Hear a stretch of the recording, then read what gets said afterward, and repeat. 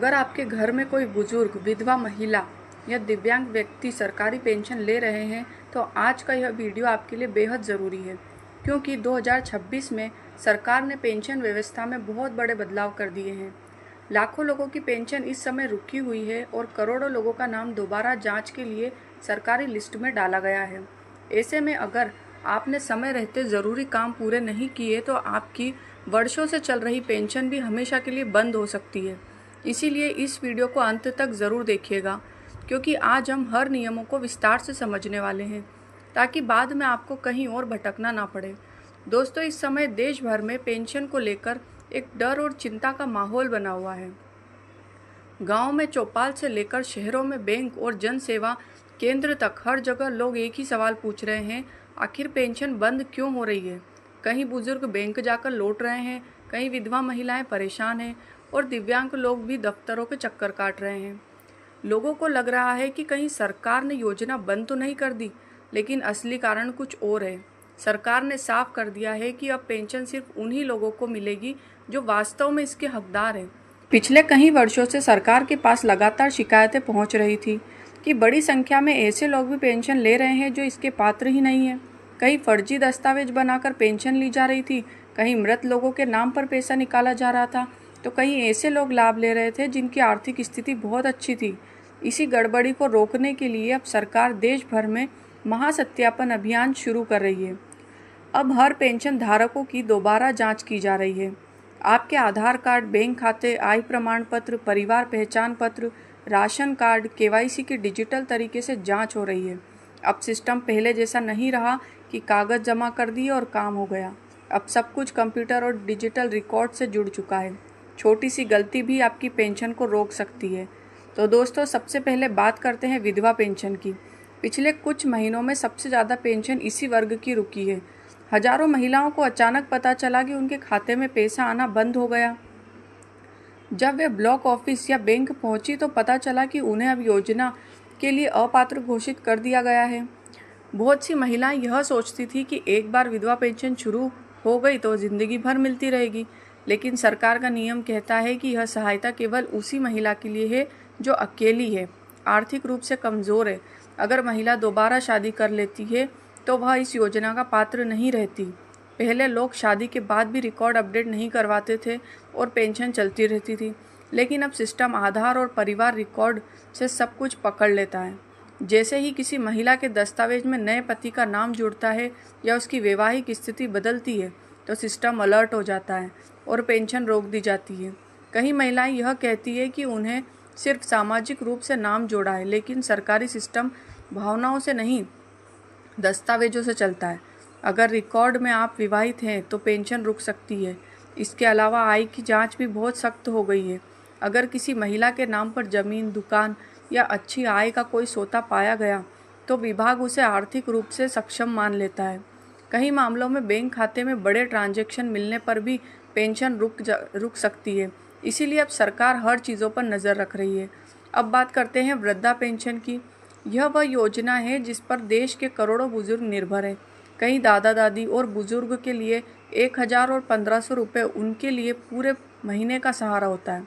लेकिन 2026 की इस नई जांच में यहाँ भी सख्ती बढ़ा दी गई है।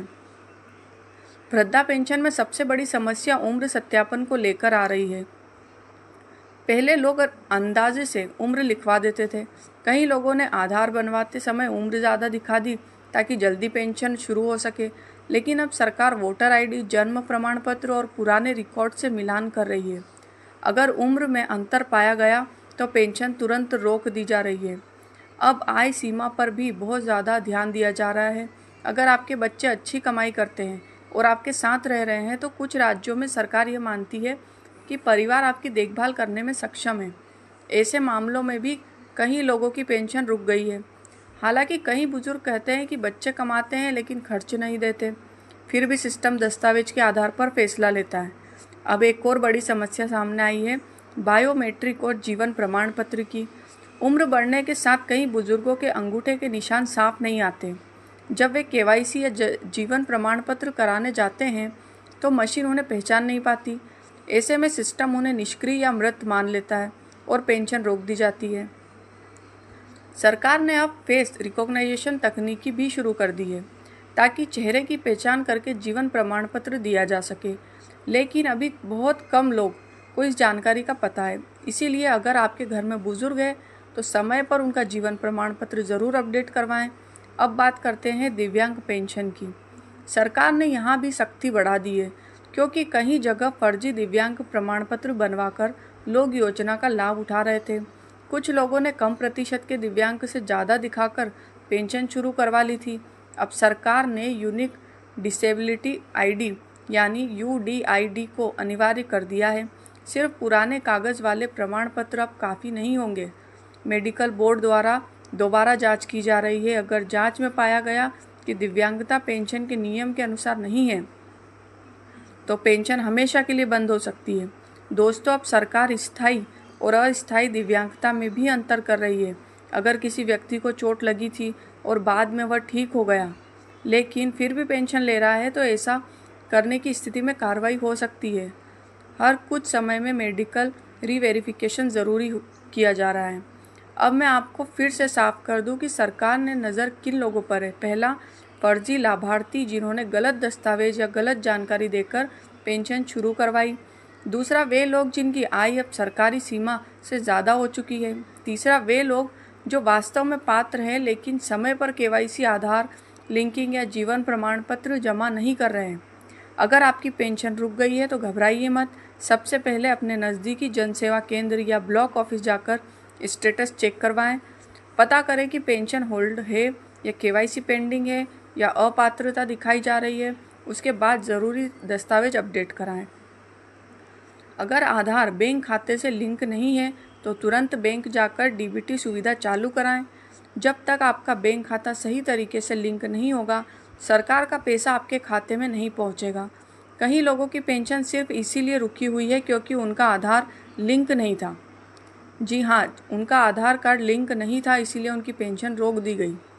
जीवन प्रमाण पत्र हर साल समय पर जमा करना बहुत ज़रूरी है।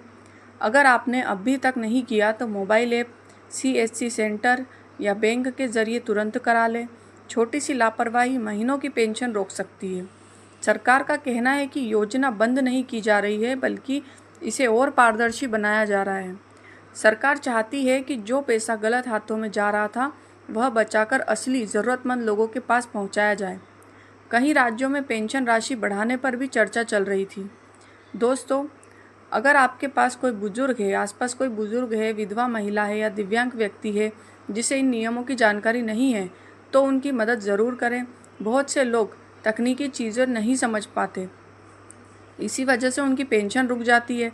अगर आपको यह जानकारी उपयोगी लगी हो तो वीडियो को लाइक करें, चैनल को सब्सक्राइब करें और इसी वीडियो को ज़्यादा से ज़्यादा लोगों तक शेयर करें ताकि किसी ज़रूरतमंद की पेंशन सिर्फ जानकारी के अभाव में बंद ना हो।